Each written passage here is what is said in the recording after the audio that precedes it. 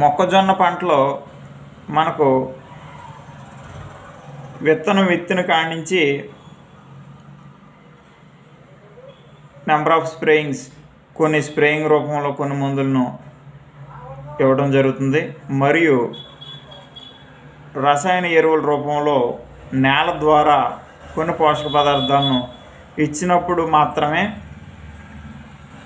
మనకు కావాల్సినటువంటి పొత్తు లావుగా దృఢంగా ఉండి కడ వరకు కూడా గింజలు ఏర్పడిన ప్రతి గింజ కూడా దృఢంగా తయారవి లైన్లు వరుసలన్నీ కూడా సమానంగా ఉండి వంకర ట్యాంకర్లు లేనటువంటి పొత్తుని పొందాలి అంటే మనకు ఖచ్చితంగా లావుగా ఉన్నటువంటి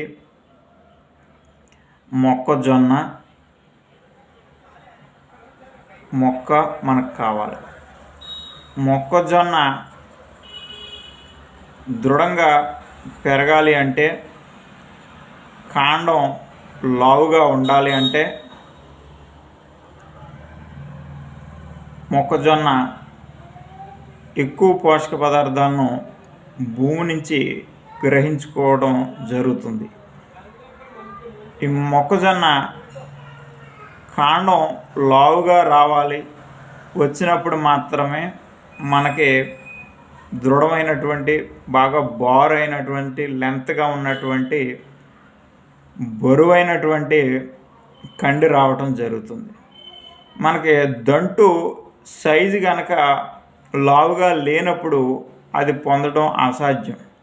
కాబట్టి మనకి మొక్కజొన్న దండు సైజు బాగా రావాలి అంటే ఖచ్చితంగా మనం ఒక కిట్ని తయారు చేయడం జరిగింది. ఆ కిట్లో మొక్కజొన్నకు కావాల్సిన పోషక పదార్థాలన్నీ కూడా ఇవ్వడం జరిగింది.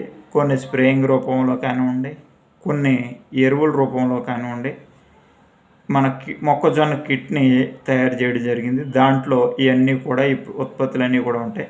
కాబట్టి రైతు సోదరులు ఈ కిట్ని ఒక 5 ఎకరాలకు మన పొలం ఉంటే ఒక 2 ఎకరాలకి వాడు చూసుకుని తద్వారా మిగతా పొలానికి కూడా